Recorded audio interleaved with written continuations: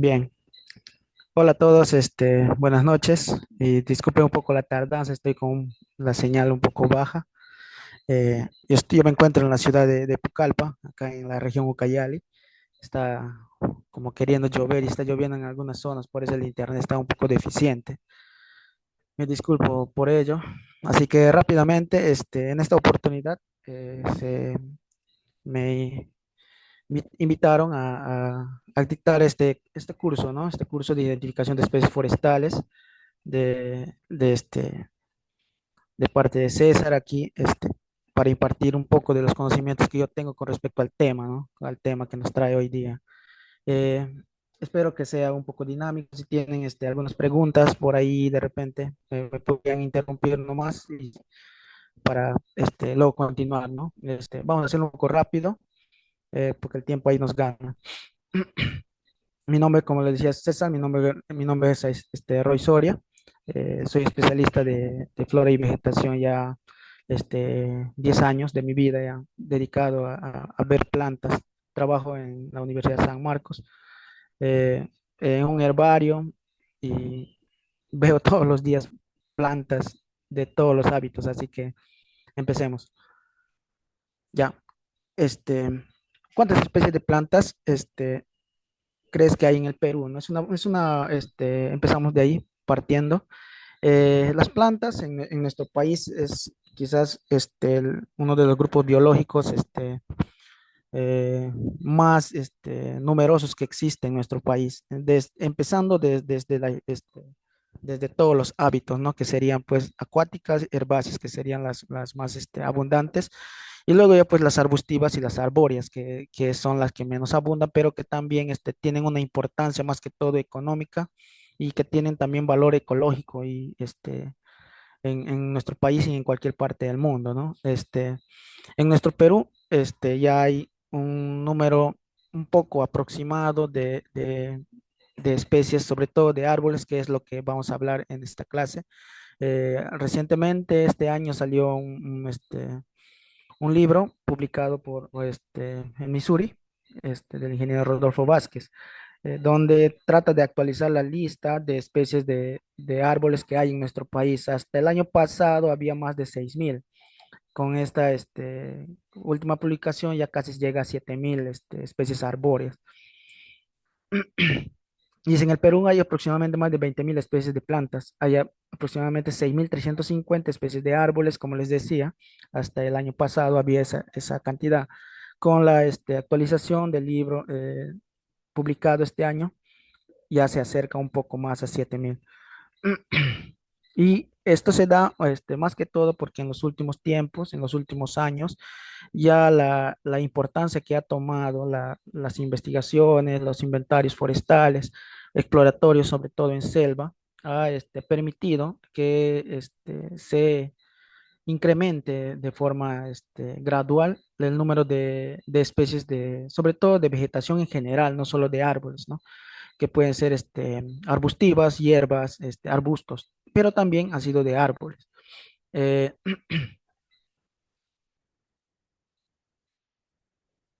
bueno, vamos a hablar un poco de la importancia de diferenciar los nombres locales de los nombres científicos, ¿no? Es muy común que cuando hagamos un inventario forestal para cualquier tipo de trabajo de gestión ambiental que se quiere ejecutar en cualquier parte de nuestro país, siempre existe ese cuello de botella que nosotros llamamos con el sentido, con respecto a los nombres comunes. Un ejemplo claro ahí en la pantalla vemos algunos ejemplos comunes.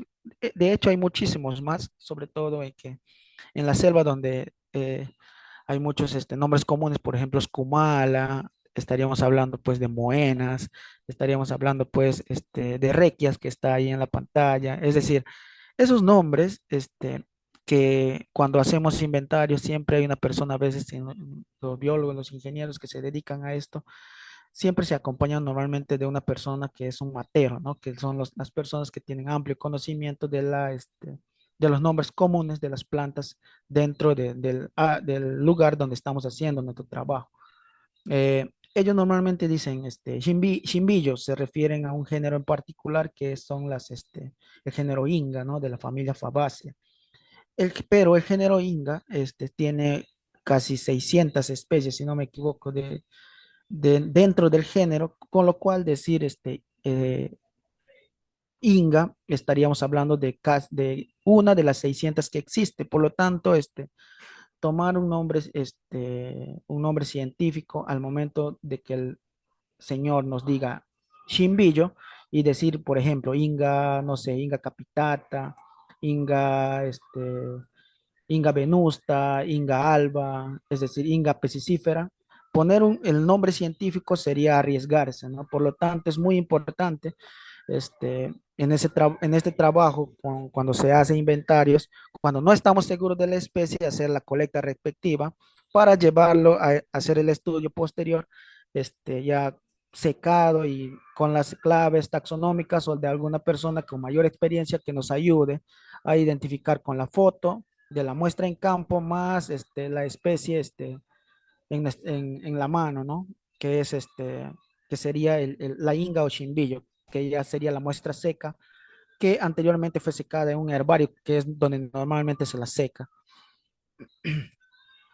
Y se podrán dar cuenta dentro del ejemplo que les puse, que es las kumalas normalmente están asociadas a dos géneros en particular, que son el género Iriantera y el género Virola en las familias Myristicacea, ¿no? Que es una familia muy común en inventarios forestales en selva, ¿no? Que es, tú las encuentras en cualquier inventario, sobre todo en selva baja, siempre las encuentras. Y normalmente las personas que nos apoyan en los inventarios siempre saben el nombre y ellos te dicen, ¿no? Que es cuando tú estás midiendo el diámetro, la altura del pecho, la altura del individuo, ellos ya tienen ya por experiencia, porque lo conocen, te dicen, esto es una kumala, te dicen, ¿no? Y está bien, está correcto. Es más, te está ayudando, ¿no? A conocer el individuo que tú estás queriendo saber el nombre. Con la kumala, ellos ya te ayudaron bastante. Ahora viene la otra parte, ¿no? Que es conocer realmente el nombre exacto o el nombre científico exacto del individuo que nosotros estamos queriendo saber. En este caso, pues Kumala se refiere a estas cuatro especies, ¿no? Que podría ser más, Inentera josmani, Inentera laevis, Virola calophylla y Virola cebífera, ¿no? Que son una de las más de 50 Kumalas que existen en nuestro país. A ver, ¿para qué son importantes las plantas? Dice, no, ya siempre ya es un poco redundante el tema, pero básicamente serían tres aspectos, ¿no? Biogeoquímicamente, regula varios ciclos biogeoquímicos de la naturaleza, económicamente, desde que creo, todos los días tenemos contacto con algún tipo de beneficio que nos ha dado las plantas en nuestra vida diaria, ¿no? Desde la ropa que utilizamos, la comida al momento de almorzar o en la noche cuando vamos a acostarnos, siempre muchas veces las camas están hechas de madera, ¿no? Por donde la veas, siempre como económicamente las plantas han beneficiado al ser humano. Y ecológicamente, pues, básicamente porque da hábitat a muchísimos animales en general en la naturaleza, ¿no? Ni qué decir de la importancia que cumple en la red trófica en la naturaleza, ¿no? Además que producen oxígeno para todos nosotros. La diferencia entre flora y vegetación, ¿no? Dice que la flora son todos los hábitos que nosotros, o formas de vida que nosotros podemos encontrar en la naturaleza, ¿no? Que es árboles, palmeras, arbustos, hierbas, bejucos y enredaderas, que es, en su conjunto conforman el otro término, que es la vegetación, que dice que es el conjunto de esas plantas que anteriormente les mencioné, que es todos los hábitos, árboles, palmeras, arbustos, bejucos y hierbas. ¿No? Un poco para diferenciar el concepto, porque muchas veces, a veces, erróneamente lo utilizamos. Flora maderable y son todas las especies de plantas de hábito arbóreo, principalmente que son empleados como madera, ¿no?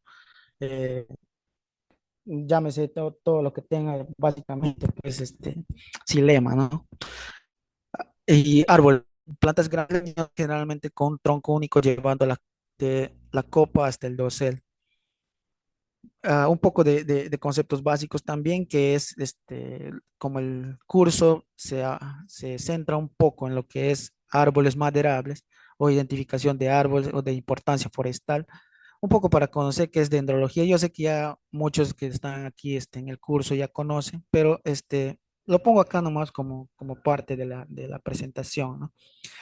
Se ocupa de las plantas leñosas, de árboles y arbustos, ¿no?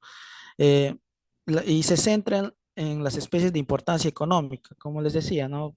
Vamos a hablar más que todo de las especies que tienen importancia económica, este, eh, para todos los distintos procesos de producción o de aprovechamiento de madera que existen en nuestro país, sea en concesiones, sea en ACP, sea en ACRs, etcétera, ¿no? Y es una ciencia, dice que es parte de la botánica sistemática, pero a diferencia de esta se ocupa del estudio taxonómico de criptógamas y fanerógamas, que es botánica sistemática. En general, la dendrología solo se ocupa del estudio taxonómico de los árboles y, bueno, y palmeras de importancia económica, ¿no? Por eso a veces se las llama también taxonomía forestal. Y un poco también, que es la dendrología, pues forma parte también cuando se hace investigaciones. Siempre también lo ligamos a unas ramas también de la ciencia, ¿no? Botánica sistemática, anatomía, ecología, fisiología, dependiendo los diferentes trabajos a veces que uno quiere ejecutar básicamente con un árbol, ¿no? Que se puede hacer desde estudio de micorrizas, desde sus raíces, hasta saber el estrés hídrico de todas las hojas de un árbol, ¿no? Es decir, eso ya es otro tipo ya de trabajos que se puede realizar en base a estudios dendrológicos. Eh, y la investigación forestal tiene también como base fundamental la dendrología, ¿no? Lo que les decía, en todos los trabajos o que uno a veces se quiera realizar, siempre partimos de conceptos básicos para hacer otros trabajos como POAs, planes de manejo, descripción de identificación y nomenclatura, inventarios forestales, especies de importancia económica, es decir, o sea, un árbol o ya que esté un árbol ya dentro de un lugar para aprovechar, ya te da la posibilidad de hacer muchísimas cosas para en beneficio del hombre, ¿no? Ya, esta es un poco de la realidad de la investigación en la taxonomía de los árboles. Eso es lo que es un poco el contexto de por qué en años anteriores o por qué no le dan la importancia debida a la identificación o a la realidad realmente de los que nos dedicamos, ¿no? A ver identificación de árboles en campo. Una de las dificultades que nos tenemos es la enorme diversidad de árboles. Representa grandes oportunidades, pero también una gran dificultad para la identificación. Eso es muy cierto, ¿no? Este, si por decir hacemos un censo forestal o hacemos una tala dirigida, es decir, siempre tenemos limitantes. No quizás por la operabilidad, porque es el mover la maquinaria, es ya un proceso ya previamente ya planificado, ¿no? Me refiero al problema que resulta en la identificación de cada árbol, muchas veces que se tumba en campo. Es decir, necesariamente para asegurarnos que estamos identificando o estamos haciendo una correcta trazabilidad de la madera desde el campo hasta la ciudad, necesitamos necesariamente identificar correctamente una especie de árbol, ¿no? Para saber su importancia ecológica, su importancia forestal, su importancia alimenticia de repente, para conocer exactamente qué es lo que vamos a identificar al final como producto, ¿no? Y el reto, dice primero, es colectarlo, obtener material fértil, es decir, hojas, flores y frutos. Eso es muy importante. Eh, a veces cuando se hace trabajos forestales de investigación, es necesario colectar la muestra, sobre todo en grupos muy, muy conflictivos, como pueden ser el grupo de las muenas, el grupo de las quinillas, el grupo de las cumalas, el grupo de los chimbillos, es decir, esos grupos de plantas que tienen mucho problema con la identificación en campo.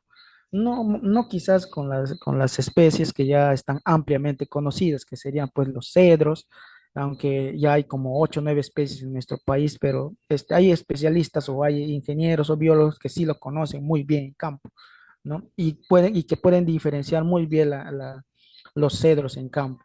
O, no sé, un estoraque, un hualtaco, qué sé yo. Eh, es decir, árboles muy conocidos que no es necesario colectarlos, pero es que al final también para efectos de informes es necesario normalmente tomar la foto de la muestra, no necesariamente del fuste o un tornillo, una especie de tornillo, ¿no? Que es también conocido y que tiene importancia forestal. La cultura taxonómica y bueno, y los que nos dedicamos a poner nombre a las plantas, actualmente está en extinción, eso es muy cierto, ¿no? Está muy desvalorizado el concepto de una persona que se dedica pues a poner nombre a las plantas.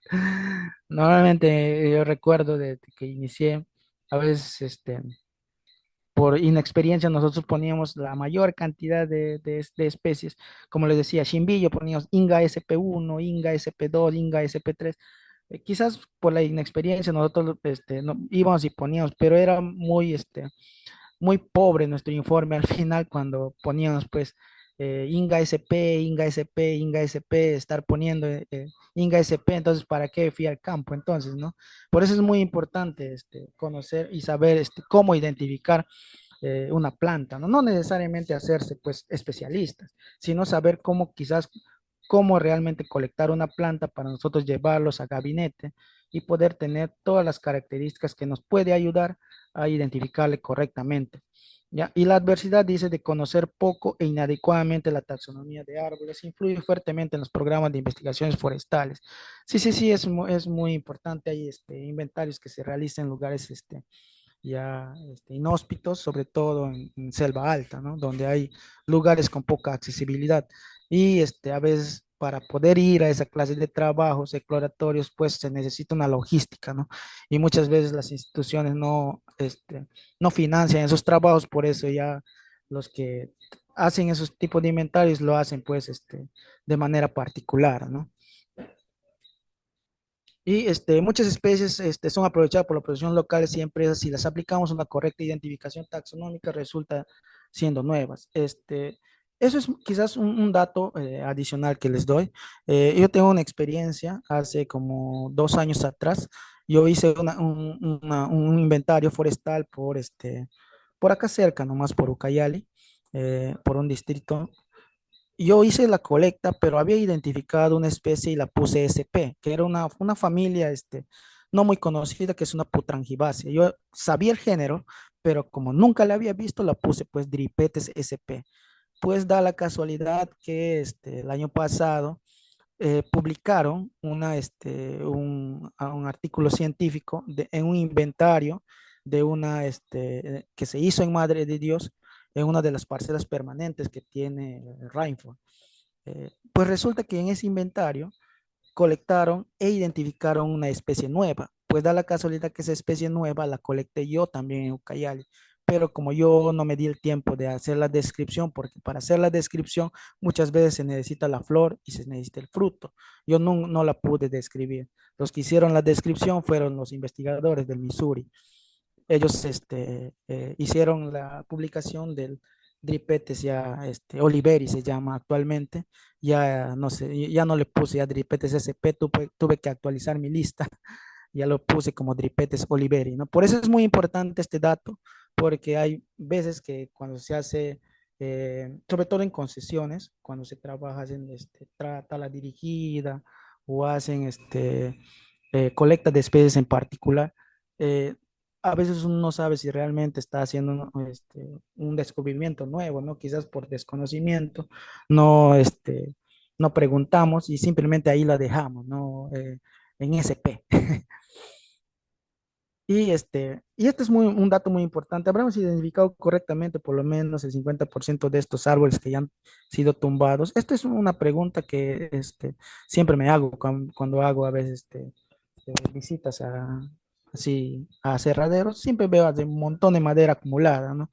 La pregunta que uno se hace a veces, ¿está correcto la identificación que hicieron los amigos desde el campo? Esa es una gran pregunta, ¿no? ¿Cómo nosotros nos aseguraríamos que la madera que está ahí ya lista para ser aprovechada está correctamente identificada, ¿no? Es una buena pregunta. Ya, pasemos al tema de que es cómo nosotros podemos llegar a identificar una planta, pero previamente, cómo hacer una adecuada colecta de una muestra botánica para al final tener pues una que sea adecuada para que sea identificada, pues, ¿no? Eh, no tiene ciencia en realidad, es simplemente un protocolo que a veces yo lo hago, traté de hacerlo un poco más práctico, pero con las informaciones básicas que se necesita, si uno no es no es necesario ser botánico para tener estos datos, pero si uno quiere aprender a identificar con las claves taxonómicas que ya están en la red, en el Internet, nosotros podemos mismos descargar esas claves y con la información que nosotros traigamos del campo, de nuestra muestra que nosotros mismos hemos colectado, podemos identificar nuestra muestra, ¿no? Dice, colecta de muestras, registro de datos del individuo, de todos los datos que nos pueda dar el individuo, ¿no? Desde el diámetro hasta todo el olor, color, tamaño, etcétera. La preservación, el secado y la identificación de especie para que al final, ya si uno lo desea hay un servicio adicional que muchas instituciones a veces piden, se pueden ser depositadas en un herbario, ¿no? Que esto es un modelo de un herbario que es como un museo de plantas, donde lo mejor que le podría ocurrir a una muestra que es sacada de campo es llevarla a un herbario, ¿no? Para que esté ahí, pues, estimando 100 años, ¿no? Ya, y bueno, de todos los beneficios que les hablé anteriormente de las plantas, ¿no? Y ni qué decir con la relación que guardan las plantas con los animales, ¿no? Por la dispersión de semillas. No me falta poner ahí también los murciélagos, pero sí, son algunos animales que se dedican a hacer dispersión de las semillitas en los bosques. Bueno, aquí un dato que les doy. De todas las plantas que nosotros, o todos los árboles que nosotros vayamos a obtener en nuestro inventario, en nuestro trabajo, que hagamos de colecta en alguna concesión, en algún lugar, siempre, lo digo por experiencia, siempre cuando hago a veces trabajos particulares para algunas instituciones, siempre te piden este listado a veces, ¿no? Que es el listado de este, del grado de amenaza que puede tener o del grado de categoría de amenaza que puede tener nuestros individuos que estamos reportando, ¿no? Si es endémico, si está en peligro de extinción, si está en el decreto supremo del CERFO del 2006. Es decir, estos datos nos sirven adicionalmente para ayudarnos en la toma de decisiones, ¿no? de del trabajo que nosotros estemos haciendo. Este es un dato nomás de reproducción nomás de las fanerógamas. Bueno, para ver el sex ratio, para beneficio en el tema solo árboles maderables, para el beneficio de los árboles, la mayoría de árboles es hermafrodita, ¿no? Es decir, en un árbol están los dos sexos, ¿no? Por lo cual, pues se puede asegurar un poco la permanencia o se puede asegurar que el individuo prospere en el lugar donde está poblando, ¿no? Herborización y recolección de plantas, que es el segundo paso, ¿no? Y estos son todos unos pasos pequeñitos que se tendría que hacer para eh, tener nuestra muestra que nosotros hemos colectado en nuestro inventario. Eh, lista en nuestro gabinete, ¿no? En tu casa, puedes hacerlo en la oficina, para que con las claves que tú podrías descargar de la red, poder identificar tu muestra. Empezamos, que es la, la colecta, ¿no? La colecta tú lo puedes realizar de muchas maneras, no hay ciencia en eso en realidad, solo te tienes que asegurar más que tu muestra tenga, muestras tenga una hoja completa. Eso es todo, ¿no? Lo demás, los materiales que se pueda utilizar para la colecta ya son adicionales, ¿no? Lo importante en una colecta botánica es que tenga flores y que tenga frutos tu muestra y que tenga hojas completas, porque cuando se trata de familias de plantas con hojas compuestas, tú necesitas todos los foliolos de esa hoja. No es como cuando es una hoja simple.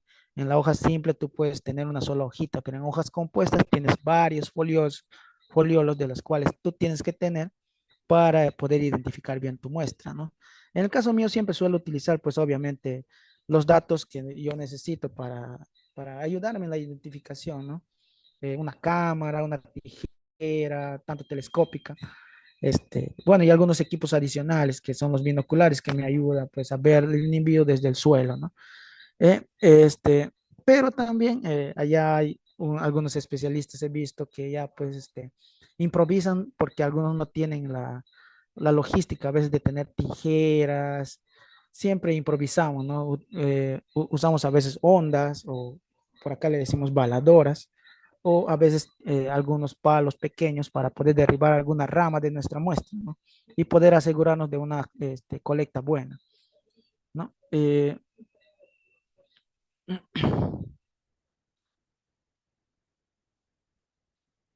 no sé si me están escuchando, no sé si tendrán alguna pregunta. ¿Todo bien?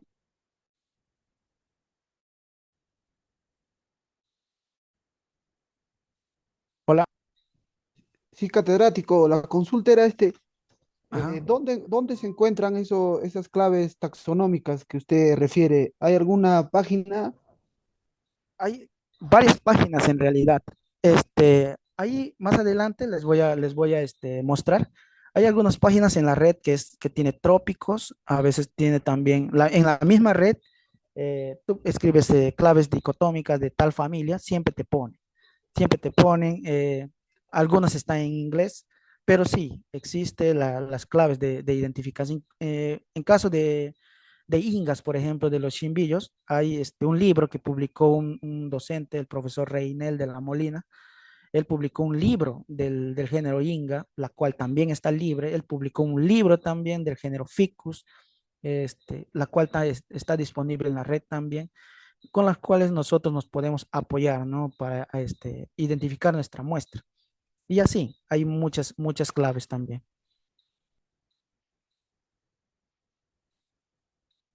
Seguimos, ¿no? Colecta y registro, ¿no?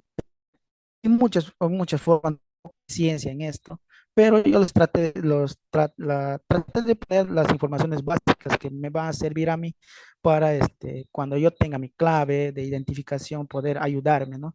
Si mi individuo, si mi árbol de maderable tuvo látex, tuvo frutos, color de flores, todos esos datitos, todos esos datos pequeños me sirven a mí porque incluso están en la clave en la clave dicotómica o en la clave taxonómica que nosotros tengamos a la mano, ¿no? Porque en las claves incluso te dicen hasta si tiene olor la muestra, ¿no? Eh, un GPS, obviamente, y yo siempre utilizo un cuaderno común, pero he visto muchos colegas ingenieros también, biólogos que utilizan incluso una tablet. He visto que llevan a campo, ya muy sofisticados, tienen bastante presupuesto, ¿no? Ellos he visto que llevan tablets, ya el mundo digital ya nos ha ayudado bastante a actualizarnos, ¿no? Ya no veo que utilizan pues a lo antiguo, que son los cuadernitos de apunte. Yo todavía lo utilizo. Luego ya pues para variar, para apoyarnos, siempre hay muchas aplicaciones, el acceso a la tecnología nos ha facilitado mucho para tener herramientas que nos ayuden mucho a nosotros para tener datos muy importantes que se puede sacar de campo, ¿no? Que son, ya no es necesario muchas veces utilizar un GPS, por ejemplo, utilizar cuadernitos de apuntes, a veces una brújula. Es decir, todas estas cositas no, de la tecnología nos ayudan, ¿no? Hay aplicaciones también para hacer rutas, para hacer traqueos, todas esas cositas ya muchas veces he visto colegas ingenieros que ya no usan el GPS, ¿no? Ya usan el celular nomás. Y aquí algunas sugerencias de algunas aplicaciones que yo particularmente utilizo para trabajar en campo, ¿no? Utilizo siempre este de aquí, el Alfin Pro, es muy bueno, lo recomiendo. Pero también he visto colegas que usan este Maps.me y este Offline, ¿no? Que les sirve muy importantes para hacer, por ejemplo, KMZ, en formato de KMZ, ¿no? Para hacer este ruteo, para hacer marcar puntos, es decir, te da una amplia gama de ventaja en campo para trabajar en lo que tú desees, ¿no? Y hay también apps para medir distancias, ya ah, eh, ipsómetro también he visto que utilizan bastante en los trabajos forestales. Es decir, las herramientas están a la mano, ¿no? Todo lo que nosotros podamos tener antes de entrar a campo nos va a ayudar bastante para sacar la información adecuada de nuestro trabajo y poder sacar pues unos resultados idóneos, ¿no? Y sí, hay algunas herramientas como lupas también. Yo normalmente no utilizo, pero sí he visto ya personas que sí utilizan la lupita así digital. Y yo normalmente tengo mi lupa para ver algunas características de algunas plantas como glándulas, tricomas, de algunas especies, ¿no? Que nosotros podamos ver en campo, porque el ojo humano, pues, es limitado, no podemos ver todos igual, ¿no? La codificación, tampoco hay ciencia en esto. Los que tienen presupuesto normalmente compran, pues, sus tiritas, se agencian de muchas, cuando tienen presupuesto, pues, de esas tiritas con las cuales puedes poner tu código, ¿no? Pero también he visto amigos que hacen la colecta y la escriben en la hoja de colecta. No, no hay presupuesto para estar comprando pues las tiritas, ¿no? A veces compramos estas cintas masquiste con un plumón indeleble y ahí ponemos los códigos a cada individuo que nosotros estemos colectando en campo, ¿no?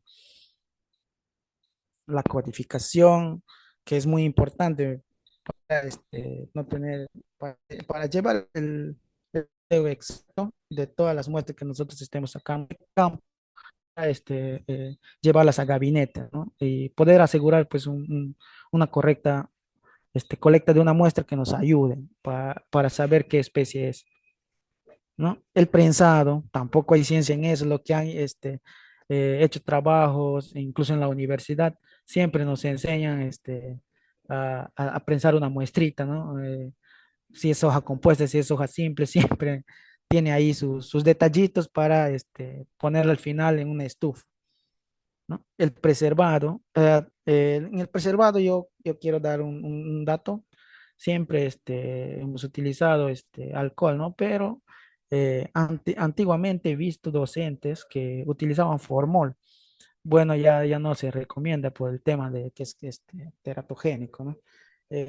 Pero yo utilizo alcohol y si, si este de aquí es 1 litro de alcohol, le pongo 1 litro de agua, o sea, mitad, mitad, ¿no? Para asegurarnos que la muestra sea preservada hasta llegar a un herbario, ¿no? Pero si el herbario está cerca, no es necesario muchas veces echarle alcohol, ¿no? Puedes llevar ese mismo día al herbario y secarlo, pero si vas a estar semanas en el bosque en la cual tú vas a seguir colectando, es necesario echarle un preservante para asegurar que tu muestra no se malogre o no se esté infectado con hongos para este, tener todo, para no malograr tu trabajo, ¿no? Ya, y bueno, el secado, que es simplemente a todas las muestras que nosotros hemos echado alcohol con el código, los periódicos, simplemente lo ponen las prensas, ¿no? Y para finalmente ponerlo en una estufa, ¿no? Que es donde se va a secar, pues dependiendo del modelo de la estufa, si es artesanal o si es digital, ¿no? Ahora ya también la tecnología ha ayudado mucho a los herbarios.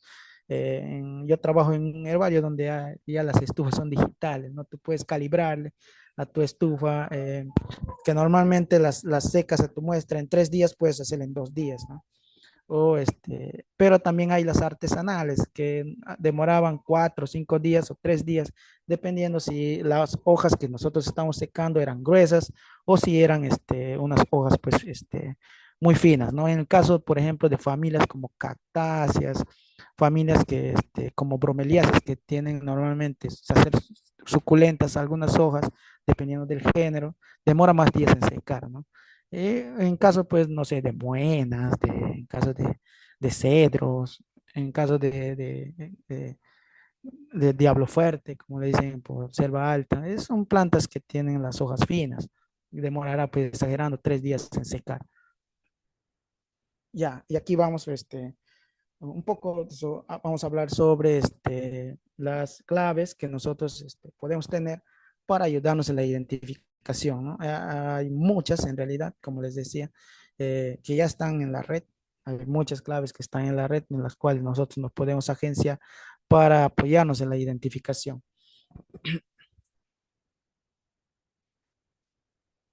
Y aquí algunas plataformas en digital que yo recomiendo de todas estas plataformas para ayudarles a identificar y saber el nombre correcto actualizado de una muestra. Para saber el nombre correcto actualizado de una muestra, puedes utilizar esta, ¿no? La Flora Mundial en línea. Yo la recomiendo. ¿Por qué? Porque ya los nombres científicos en estos últimos años con el tema de los estudios filogenéticos, moleculares, han ido cambiando mucho los nombres. Si por decir, hace 10 años a los tahuarís, que suelen llamarlos, los llamaban el género Tabebuya. Actualmente ya no es género Tabebuya, es género Androanthus. Si tú pones en esta plataforma de Flora Mundial en línea, pones Tabebuya serratifolia, un ejemplo, ¿no? La Flora Mundial te lo actualiza, ¿no? Te pone hasta tal mes de tal año actualmente, ya es el género Tabebuya, ya es sinónimo, ya no es nombre actual. Su nombre correcto sería Androanthus serratifolius, ¿no? Solo para poner un ejemplo. Pero para obtener, por ejemplo, claves para saber claves que normalmente no podríamos encontrar en el Google, recomendaría pues trópicos, ¿no? Si tú pones el nombre científico de un individuo aquí en la plataforma, te pones en buscador, ¿no? Te manda al nombre de la especie, pero también abajo hay muchos comandos donde están incluso el año donde fue publicado la especie en sí, ¿no? ¿Quién fue la persona quien describió la especie o el género en sí en la cual está todas las especies de dicho género, ¿no? Esto es muy bonito, trópicos, te ayuda bastante porque hay información muy variada de las especies de todo el planeta también, ¿no? Pero si quieres tener, por ejemplo, individuos de toda Sudamérica, con respecto a diversos inventarios que se realizó por investigadores, esta plataforma es muy buena, que es Species Link. Te ayuda bastante, tiene muchas, te puedes hacer filtros ahí para saber nombres científicos según país. Este es bonito también, ¿no? Y bueno, están las otras plataformas también que son de mucha ayuda para saber el nombre correcto, incluso el autor TNRS, que es esta que les estoy mostrando, es una plataforma que te ayuda a saber el nombre científico, pero también el autor original del quien le asignó el nombre científico, porque en algunos documentos que te piden, dependiendo del tipo de trabajo que tú hagas, te piden también quién fue el autor del nombre científico, la cual tú estás poniendo en tu documento. Este TNRS también apoya bastante en eso. Y para también apoyarnos pues con bibliografía básica, ¿no? Bibliografía, por ejemplo, de qué es un tricoma, qué es una glándula, qué es qué sé yo, ¿no? Un punto translúcido, es decir, ya lenguaje básicamente botánico. Hay mucha ya información en la red sobre ese aspecto, ¿no? Y aquí pues un visor de muchas publicaciones que ha hecho el Instituto de Investigaciones, no solo en plantas también, pero también pues para ampliar un poco el rango de distribución de algunas especies, ¿no? Que existe también en nuestro país. Ya, aplicativos, dice para celular. Muchos que trabajan en el tema forestal ya lo conocen. Eh, hay muchas aplicaciones en la red en las cuales nosotros podemos apoyarnos para ayudarnos a identificar nuestra especie en campo, ¿no? Eso sí tenemos internet, ¿no? Pero hay también bases de datos, las cuales tú puedes descargar del GBIF, que es una plataforma también digital, que tú puedes tener esas exicatas que tú puedes tener en tu celular, pero eso también depende si tu celular tiene una capacidad de memoria, ¿no? Porque las exicatas o las cartulinas de los individuos pesan mucho, tienen, no sé, creo que tiene 20 megas cada foto, ¿no? He visto muchos amigos, ingenieros, colegas que utilizan muchas aplicaciones para ayudarse en la identificación. Uno de esos es PlanNet, LeafSnap. He visto muchas que ellos se apoyan bastante, ¿no? Y muchas veces le atinan a la especie, ¿no? Pero eso sucede porque la especie que tú estás queriendo saber es muy conocida. No funciona cuando ya se trata netamente de especies ya de familias muy rebuscadas, ¿no? Eso ya no, la aplicación ya no le capta ahí, ¿no? Acá, como les decía, la aplicación PlanNet. También esta aplicación también es muy importante, muy bonita, también te ayuda no solo en plantas, también en animales, que te ayuda, te apoya bastante para ayudarte en la identificación de tu individuo, ¿no? Esta también para saber la morfología de las hojas, el I de árbol, todo ingeniero que trabaja en campo, he visto que lo utiliza bastante a este I de árbol, porque ahí está listado, un listado, tiene una lista de especies de importancia maderable, ¿no? De importancia forestal que hizo Sinfor con las cuales muchos ingenieros se apoyan en campo para la identificación de un árbol que sea muy conocido, pero la mayoría no, como les decía al inicio, hay más de 6.000 árboles, ¿no? Ahí la aplicación no están las 6.000, solo están las más, como diría yo, las más importantes, las más comerciales. Y acá hay otra aplicación, el LeafSnap, también ayuda bastante, sobre todo si tiene flores o si tiene frutos, ¿no? Luego de que tú has colectado, has secado, has prensado, ya tienes tu muestra, ¿no? Que tiene que quedar así, ¿no? Sequitas, pero si tú quieres ir un paso más adelante, puedes hacer el montaje, ¿no? Que consiste en una cartulina. En los herbarios ya tienen una medida. Cada herbario maneja su propia medida de cartulina, no todo es estándar. Ellos ya le personalizan, cada herbario personaliza su muestra que es ingresada, ¿no? A las cuales le asignamos toda la información de campo que el individuo te dé, ¿no? Que es desde la coordenada, como les decía, nuestra libretita de campo es muy importante aquí porque todos esos datos que nosotros hemos sacado del individuo en campo, todos esos datos tienen que ir aquí en esta etiqueta, que va a ser como el DNI de este individuo al momento de ser ingresado, si desean ingresarlo a un herbario para que le puedan asignar su número de DNI o número de registro de este individuo, tiene que tener todos esos datos en esta etiqueta. Para depositarlo, que sería pues el producto final, ¿no? Hay muchos herbarios que van un poco más allá, ¿no? Si visitan las páginas web de herbarios del mundo, he tratado de que toda la información de los individuos de los diferentes trabajos que ellos han realizado en sus vidas, no se quede aquí en estantes fríos, vacíos, de herbarios, toda su vida, ¿no? Uy, se va el internet. ¿Me escuchan? Hola. Sí, sí se te escucha. Ok, pensé que se me fue el internet. Ok, ok, sigamos. Lo mejor que le podría suceder a tu muestra es que sea depositada en un herbario y al final ser digitalizada. ¿A qué me refiero digitalizado? Que tu exicata que está aquí, este, este, esta exicata, sea escaneada y sea subida a una base de datos digital de un herbario, como lo realizan los herbarios muy conocidos del planeta, ¿no? El herbario de Nueva York, el herbario del Missouri, el herbario de Kew, el herbario de París, los herbarios de Alemania, ¿no? De Ginebra, que ellos suben todas las informaciones de sus colectas que ellos realizan en campo, ellos las escanean y las suben asignándole un código, con lo cual, un código y el nombre científico, con lo cual lo ponen a disposición de cualquier persona que quiera acceder a esta exicata y poder conocer cómo es la muestra y compararla con la muestra que tú tienes, ¿no?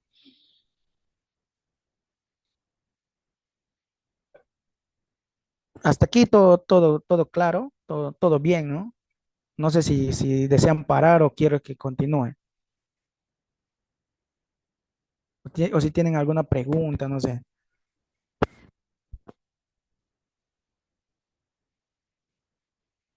Todo bien, creo, ¿no?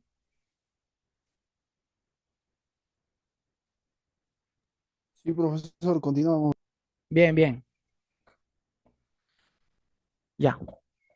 Toda la información que les di anteriormente es como un preámbulo para que nosotros podamos sacar una buena información de nuestra muestra, de nuestro inventario forestal o de nuestro trabajo de colecta o de nuestro trabajo que nosotros estemos realizando para cualquier institución, sea pública o privada, que quiera saber el nombre correcto de una muestra, ¿no?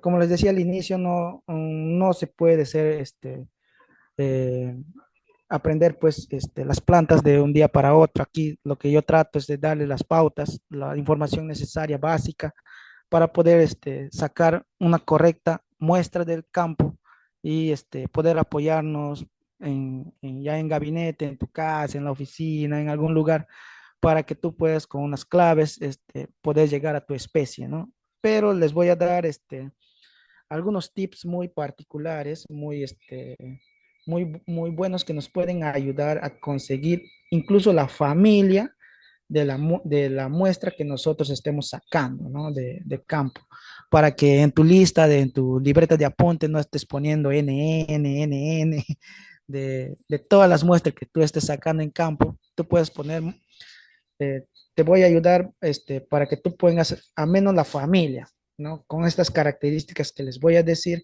para que eh, puedas tener al menos la familia de la muestra. Y muchas veces muchos ingenieros, biólogos, siempre ponen a veces el género porque la conocen a la muestra, ¿no? Pero antes de entrar a lo que es identificación en familia, vamos a conocer un poco de las características de la morfología de estas plantitas que uno se ve en el campo, ¿no? ¿No? Una introducción para la identificación de las especies, ¿no? Eh, mucho de cómo puedo hacer una identificación, pues te tienes que asociar de muchos caracteres particulares de un individuo. Si este es una mesa, pero yo, si por decir este es un género, eh, pongamos un género Inga, ¿no? Pero yo quiero que este género Inga sea una Inga, perdón, una Inga edulis, una Inga, no sé, pesicífera, una Inga alba, una Inga sertulífera, una Inga venusta, es decir, una de las tantas Ingas que hay. Tú tienes que tener todas las características de la Inga que tú estás queriendo identificar, ¿no? Con todas estas cositas que este género te puede dar para llegar a la especie. Como dice acá, una analogía, ¿no? Si esta es una mesa, estas también son mesas, ¿no? Pero cada mesa está para un determinado fin, algún determinado lugar de un espacio, ¿no? Puede ser tu casa, ¿no? Diferentes tipos de mesa con diferentes características, con las cuales que pues vendrían a ser el nombre científico correcto de este género Inga, ¿no? En este caso que le ponga una analogía de una mesa, ¿no? Hojas, tallos y ramas, que son básicamente lo que uno puede encontrar en una muestra botánica de un individuo arbóreo, ¿no? Que básicamente lo que te ayuda mucho más son las hojas, ¿no? Las hojas que te dan la información correcta de cómo identificar en tu individuo en campo, ¿no? Pero también no dejar de lado la información que te puede brindar los tallos y las ramas. Y qué decir también de las raíces, porque muchos géneros de plantas, hay muchas raíces que te hablan mucho del género de la planta, incluso de la familia, ¿no? En campo. ¿No? ¿Qué puedes sacar de la información de una hoja de un individuo forestal, ¿no? Pues puede sacar bastante, ¿no? El tipo de hoja, el tipo de vena, el tipo de peciolo, es decir, cada detalle que te pueda ofrecer una hoja te va a ayudar bastante a esta información para que tú la puedas comparar con la clave digital que tú vayas a descargar o la que tú vayas a utilizar, ¿no? No sé, al final, háganme acordar, por favor. Yo tengo algunas claves, si desean, les puedo compartir algunos, bibliografía que yo manejo para algunas especies forestales que yo conozco, ¿no?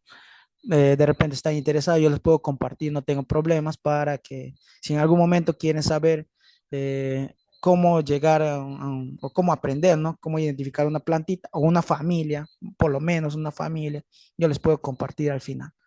Eh, Hablamos de hojas, como les decía, pero también hablamos del tallo, ¿no? El tallo también es muy importante en un árbol porque el tallo te da bastante información con respecto a olores, al tipo de ritidoma, al tipo de fuste, si tenía espinas, si no tenía espinas, si el tallo tenía resina roja, si tenía resina amarilla, una resina blanca, es decir, toda esa información nos va a servir también para poder identificar nuestro individuo en gabinete, ¿no? Y raíces. Las raíces también te dan información muy importante de cómo identificar nuestro individuo en gabinete, ¿no? Por eso es muy importante, como les decía en uno de las diapositivas anteriores, de tener una cámara digital, ¿no? Una cámara de celular, que todos creo la tenemos, con la cual puedes pues, tomar la foto adecuada del individuo, tanto de la raíz, el tallo y la hoja, ¿no? Tanto haz como en vez, ¿no? Y esto es básicamente las partes de una hoja, de una hoja simple, valga la redundancia, porque una hoja compuesta es muy diferente, ¿no? Ahí hablamos de foliolo, pero en este momento vamos a hablar de una hoja, ¿no? Tiene peciolo, tiene limbo, tiene láser, tiene el embés, es decir, dependiendo de la familia botánica, esto puede variar mucho. ¿No? Esta es una hoja básicamente de un tamaño o de una familia en particular, ¿no? Pero las hojas pueden variar bastante. He ahí mucho, juega un rol muy importante las características de cada familia de planta que nosotros vayamos a conocer, ¿no? ¿No? Y aquí les voy a enseñar básicamente creo que, solo para hacer recordar, ¿no? Sé que algunos ya conocen mucho de una hoja simple y una hoja compuesta. ¿Cómo yo puedo diferenciar una hoja simple de una hoja compuesta así de forma rápida en campo, ¿no? Para yo poder diferenciar. Al saber yo diferenciar una hoja simple de una hoja compuesta, ya estoy avanzando bastante, porque hay muchas familias de plantas que tienen hojas simples y hay muchas familias de plantas que tienen hojas compuestas. Si ya sabemos diferenciar, ya nos olvidamos dejamos de lado un montón de familias para centrarnos solo en las hojas que nosotros estamos viendo, ¿no? ¿Cómo diferenciarlos? Es básicamente por esta estructura, ¿no? Que es la yema apical, ¿no? Que es de la cual que son las yemas axilares. En el caso de las hojas simples, todas las especies cuyas familias tienen hojas simples, las yemas están en el peciolo, ¿no? En la base del peciolo o en la axila, como se podría decir, que une el peciolo a la ramita, ¿no? Al tallo del individuo, ¿no? Y en el caso de las hojas compuestas, todos estos que aparentemente son hojas, en realidad son foliolos. Como les decía, la forma correcta de diferenciar una hoja simple de una hoja compuesta son las yemas. Y en este caso, en la hoja, cuando es una hoja compuesta, la yema está en la base del peciolo de esta hoja compuesta que está en esta parte baja, ¿no? En el caso de las hojas simples, está en las axilas de los peciolos, ¿no? Pero en el caso de una hoja compuesta, todos estos que nosotros llamaríamos foliolos, todos estos estarían formando una sola hoja, ¿no? Toda esta estructura, la unión de todos estos peciolos, el raquis y el perdón, la unión de todos estos foliolos, el raquis y este peciolo estarían conformando una sola hoja. Y en el caso de hojas simples, todas estas hojas en realidad son hojas muy independientes, ¿no? Que son hojas simples. Pero si así, mirándolo gráficamente de un modo macro, aparentemente ambas figuras son iguales, ¿no? Pero como les decía, la diferencia está en la yema axilar, ¿no? Familias muy importantes de las cuales en campo podemos utilizarlas, perdón, las podemos encontrar en nuestro inventario, en nuestro trabajo, que son las familias, por ejemplo, de las carahuascas o espintanas, ¿no? Que son la familia anonácea, ¿no? Que tienen hojas simples. Todas las anonáceas que nosotros vayamos a conocer o que nosotros vayamos a verlas en campo tienen hojas simples. O una familia que tiene hojas simples también, pero la filotaxia es opuesta, son las bochiciáceas. Pero también podemos encontrar las rubiáceas o las mirtáceas, ¿no? Que tienen hoja opuesta, pero todas estas tienen eh, hojas simples. Aquí, otra forma de cómo encontrarlas en campo a las familias de hojas simples son las combretáceas, que son las llamadas yacuchapanas, ¿no? Las yacuchapanas, los que han trabajado en selva, siempre las encuentran en los diferentes trabajos forestales que uno vaya a realizar, siempre se encuentran, porque son las familias comercialmente hablando también muy comercializadas, ¿no?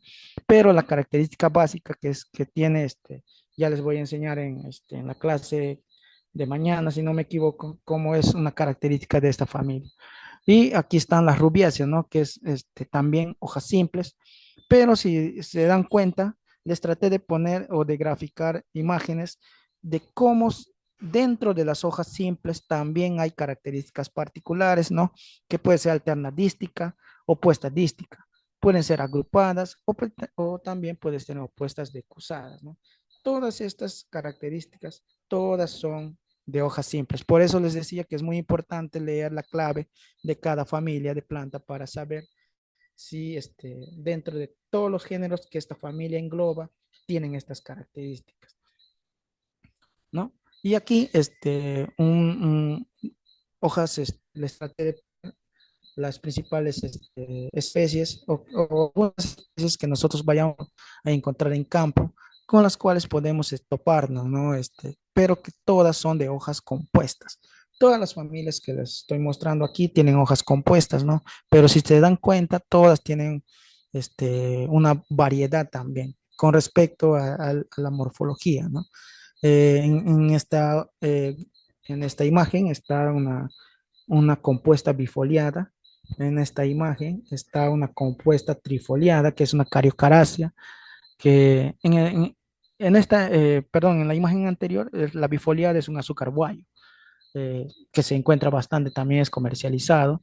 Aquí, una cariocariácea, que son las especies de almendro, que son también muy comercializadas, o también las especies que son los tahuarís, ¿no? Que es el Androanthus, anteriormente llamados tabebuya, que son de forma palmada las muestras, pero también son hojas compuestas. Y aquí una imagen de un tornillo, ¿no? que es también una especie de importancia forestal, pero que también tiene unas características particulares como hoja compuesta, ¿no? Si se dan cuenta, les traté de graficar también algunas características particulares que se pueden encontrar dentro de las hojas compuestas, ¿no? Que pueden ser bifoliadas, trifoliadas, palmadas, bipinnadas, dipinnadas, etcétera, ¿no? Y aquí un poco de la morfología básica que se puede encontrar, un poquito diferente en algunas familias de plantas que te ayudan bastante a conocerlas, ¿no? Que es el peciolo tipo botellita, le decimos, ¿no? Que tienen particularmente familias como las quinillas, ¿no? Una diferencia de cómo son las hojas pinnadas y bipinnadas, ¿no? En ambas son plantas de hojas compuestas, ¿no? Pero si se dan cuenta en la parte final o en la parte apical de cada hoja, termina aquí en un par y aquí terminan en tres, ¿no? Pero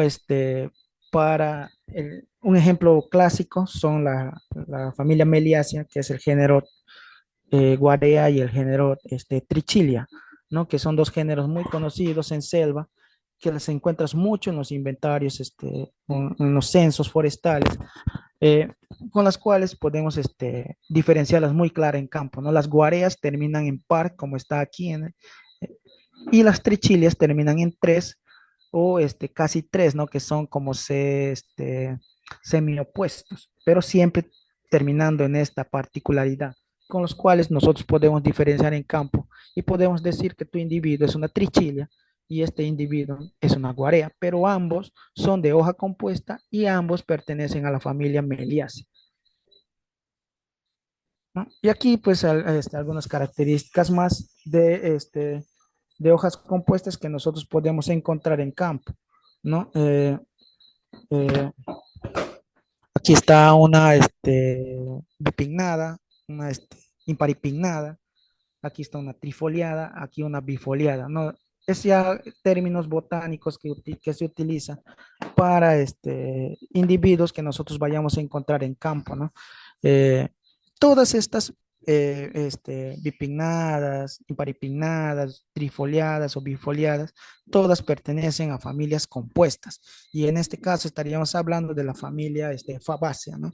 Que es una de las familias más diversas que existe y siempre las encontramos en los inventarios que se realizan, ¿no? Aquí también otro ejemplo de cómo son ya las diferentes morfologías que puede llegar a presentar la familia, sobre todo la familia Fabaceae, ¿no?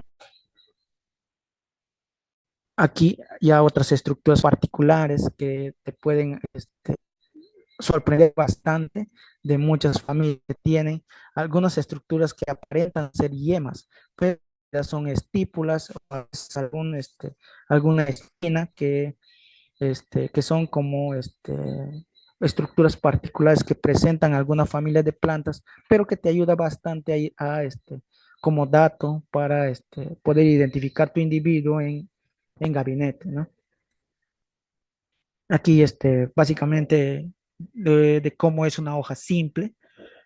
Aquí en el lado derecho podemos ver una hoja particular de una cumala, en este caso una especie del género Virola, o aquí en la parte izquierda que podemos ver una especie de Anonacia, que es el género Anona, pero todas de hojas simples, ¿no? Que sería lo más normal, lo más común que podemos encontrar en campo, porque si se dan cuenta aquí en estas axilitas no se nota muy bien, aquí están la yema, ¿no? Y un poco hablando de la filotaxia, que es muy importante para nosotros tener los datos que nos puedan ayudar a identificar a nuestro individuo, ¿no? La filotaxia en general, cuando es hoja simple, puede ser o hoja compuesta también, puede ser alterna, puede ser opuesta, puede ser verticilada. Sea simple o sea compuesta, tu planta siempre va a presentar una filotaxia en particular. Por eso es muy importante chequearlas de repente se alterna, como su nombre mismo lo dice, ves, en la misma rama están opuestas, pero un poco más abajo, ¿no? Alternándose las hojas en la misma rama, ¿no? Opuesta, como su nombre mismo le indica, y verticilada cuando está en una forma particular, como en algunas muenas, en algunas quinillas, que presentan esta particularidad de inserción de las hojas en la rama, ¿no? Pero todas siempre llevan un mismo fin o siempre llevan una morfología que te ayuda mucho a identificar, ¿no? Aquí les traté de poner de una hoja simple cómo se ve las yemas. En una hoja simple, nótese aquí, en una especie del género Guateria. Miren las yemitas, todas estas son de hojas simples. O aquí en una especie del género Eugenia, que es una mirtácea, he tratado de poner una imagen donde se ve las yemitas, ¿no? Aquí en las axilas, todas estas son de hoja simple. Y aquí les vengo a hablar un poco de la venación, ¿no? La venación también es muy, muy variada en las plantas, sea su hábito, ¿no? Es muy variada. Incluso hay eh, sobre todo en gimnospermas, porque hay gimnospermas que son maderables, háblese de los podocarpos que hay en selva alta, eh, es muy variado, ¿no? Sobre todo es aquí la venación reticulada, puede ser palmada, puede ser este, eh, triplinervia, como se dice, o puede ser pues flavelada, ¿no? Es decir, la venación también es un dato muy importante porque te ayuda bastante a identificar tu individuo. Aquí otro tipo de venación también que te ayuda. En el caso de este es una familia malvácea y aquí una familia que es melastomatácea, ¿no? Que es, pues es muy importante tomar la foto de tu individuo también. Eh, Aquí les traté de mostrar un poquito la variedad de peciolos que existe para que te ayudan bastante a diferenciar las familias. Sería un peciolo básico de una familia, no sé, que puede ser una nonácea, que puede ser una miristicácea o una laurácea. Pero aquí, si se dan cuenta, hay un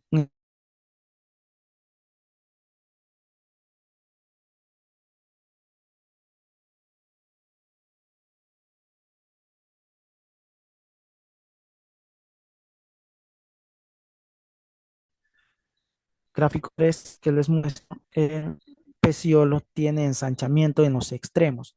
Esa particularidad también es muy importante porque te ayuda a diferenciar la familia Elaocarpaceae, que son las que nosotros le decimos cepanchinas en campo, ¿no?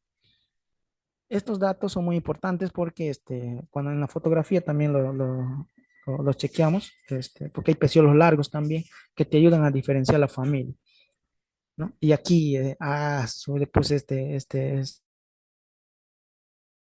esta estructura es un peciolo de una familia fabácea. Eh, si se dan cuenta, el peciolo es en la parte de la base, tiene como unas estrías. Es una particularidad de la familia en general, ¿no? Si encuentran esa característica en campo, más algunas características más que les voy a enseñar en la siguiente clase, tenganla por seguro que es la familia Fabaceae. O en esta estructura que está ensanchado al revés, ¿no? Está ensanchado en la parte terminal que pertenece a algunas familias como Sabiaceae, ¿no? Y aquí trato de mostrarles algunos indumentos, si somos observadores de nuestra muestra, que las plantas nos ofrecen en campo, que son estructuras que ellas las poseen, ¿no? Que son espinas, que son glándulas, que son estípulas, estipelas, de las cuales te ayudan mucho para saber muchas veces la familia. Por ejemplo, espinas podrían presentar, o estipelas, perdón, podrían presentar pues euforbiácea o la crisobalanaceae, que son las apacharamas, ¿no? O en este caso, pues también glándulas en particular, que podrían ser también algunas euforbiáceas, pero que también pueden ser rutáceas o pueden ser salicáceas, ¿no? particularidades en las que presentan las hojas de algunas familias, que son los puntos translúcidos, como en la familia Rutácea o en la familia Salicácea. Y trato de mostrarles algunas estructuras en particular de que pueden presentar algunas muestras, ¿no? En general las plantas, ¿no? Que pueden presentar sobre todo espinas, aguijones, ¿no? Que también te ayudan mucho a diferenciar las familias. Por ejemplo, en el género de las lupunas, del género de las ceibas, presentan aguijones. No en el caso de las espinas, en la familia rutácea, el género Santoxilo, que son las gualajas, ¿no? Que presentan espinas.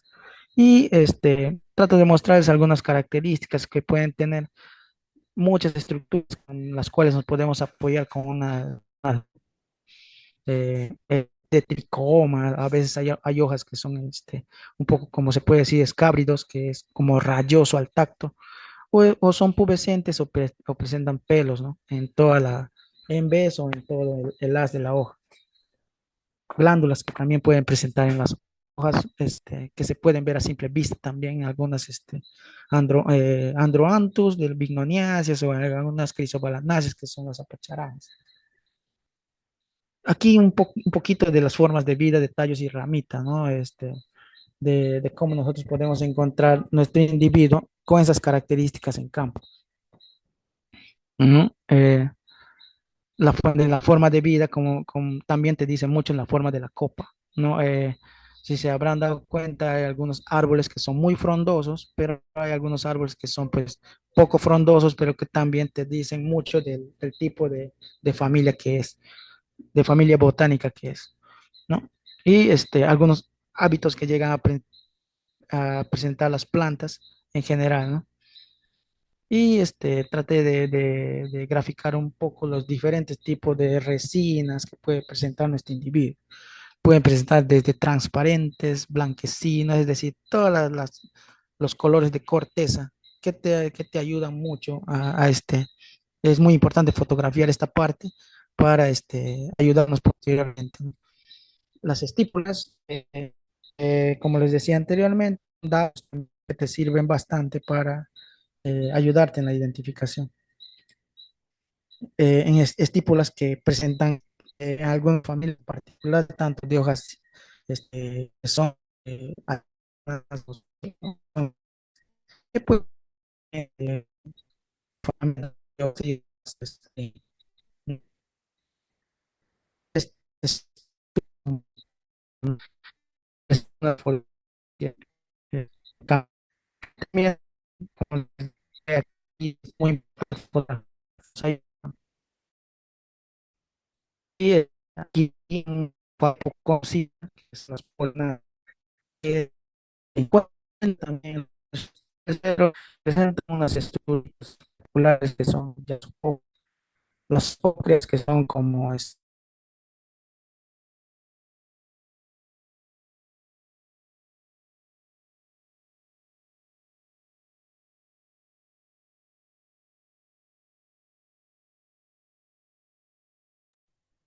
En su momento al profesor se le fue su conexión, me parece.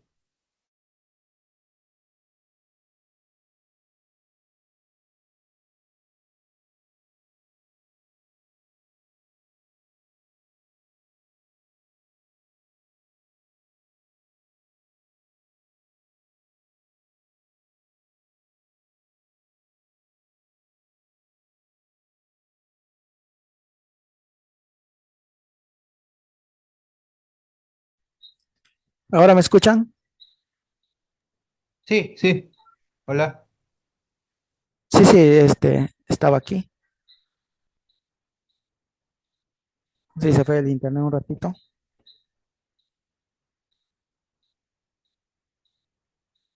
Ya no faltaba mucho, en realidad, solo era ya la parte final de la exposición. Sí, el internet está deficiente por acá. Que entre.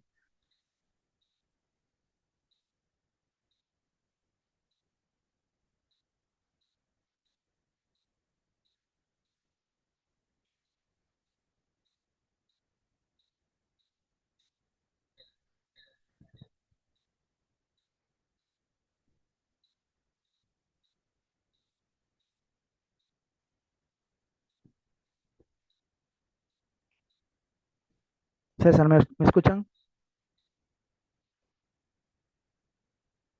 Sí te escuchamos. Faltaba mucho. No, les decía nomás, les estaba graficando todas las estructuras que presentan las plantas, ¿no? No sé si me llegaron a escuchar que esta estructura marrón son como hojas modificadas que presentan algunas familias como los poligonáceos. Presentan domáceos en particular también. Y este por último quería mostrarles las raíces, los diferentes tipos de raíces que pueden llegar a tener las familias de plantas que te pueden ayudar también en campo, incluso a saber la especie, ¿no? Porque si se dan cuenta, estas raíces, estos gráficos que saqué de algunos libros, están con nombre científico, ¿no? Eh, en particular te dicen mucho de las raíces también del tipo de familia que nosotros vayamos a tener, ¿no? Ah, aquí traté de poner tipo de raíces tablares, tipo zancos, que son como dedos que son digitados o fulcros, ¿no?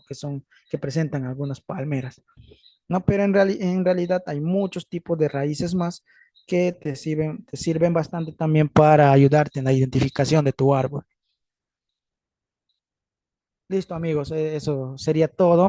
No sé si tienen dudas de visto durante la exposición, este, algunas letritas aquí.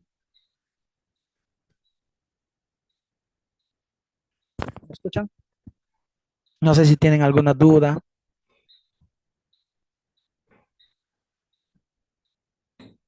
Hola. Profesor, lo que nos iba a compartir es sobre las claves Ajá. dicotómicas y después sobre la ubicación. ¿Esa ubicación es definitiva o cuál es el fin de la ubicación para buscar esas especies en ese lugar, supongo, para que Claro, la ubicación que tú vayas a sacar de tu individuo en campo es muy importante porque te ayuda a saber exactamente dónde encontrar tu individuo y también ayudarte a identificar tu individuo, porque hay o individuos de plantas que suelen crecer hasta cierto nivel de altitud sobre el nivel del mar, ¿no? Hay individuos que crecen solamente en selva baja, pero que no suben a selva alta. Por eso es muy importante también saber la coordenada, ¿no? O la altitud también de tu individuo.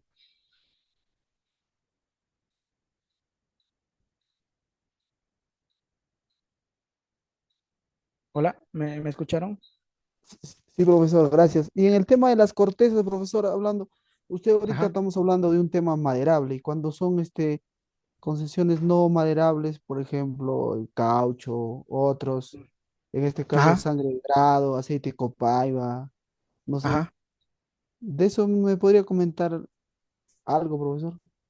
Claro, claro, cuando se habla de esos temas, hay incluso guías, si no me equivoco, no sé si tengo yo esa guía, que son como fotografías que hicieron de los tipos de exudados que llega a tener los individuos, sobre todo los individuos más utilizados, ¿no? Por la población, sobre todo en comunidades, de centros poblados donde utilizan la resina normalmente para uso medicinal o uso tópico, ¿no? Hablemos pues como me mencionabas del sangre de grado, la copaíba, es decir, esos individuos son de importancia ya no necesariamente forestal, sino ya tienen individuos con otros fines, ¿no? Que también se los capta en campo. Hay visto inventarios, he presenciado inventarios donde increíblemente hay copaíba donde, en la tumba, en la tala dirigida que se va a realizar en el plan de desbosque. Hay muchos individuos de importancia, no necesariamente maderable, que caen, que en las cuales son muy aprovechados pues, por las personas que están haciendo el desbosque, ¿no? Hablemos pues de sangre de grado o de Copaiba, ¿no? Que ya muchas veces están con algún balde por ahí o algún recipiente en los cuales juntan la resina para luego comercializarlas, ¿no?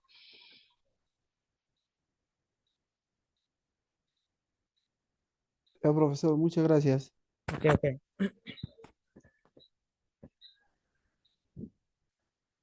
¿Alguna pregunta más? No sé. Todo quedó claro.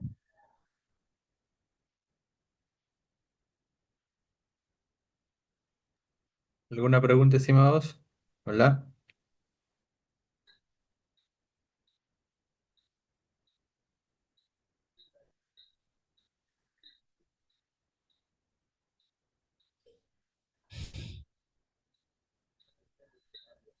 Bueno, no hay ninguna otra pregunta, ¿no? Entonces, bueno, agradecer al profesor Roy por el día de hoy, bueno, y con las disculpas del inconveniente porque él está ahora en campo, ¿no? En Calpa y siempre Sí, hay ese pequeño percance por la lluvia. las lluvias. Sí, así es. Pero igual está interesante el tema y bueno, mañana continuamos a partir de las 4 de la tarde. ¿Está bien, estimados?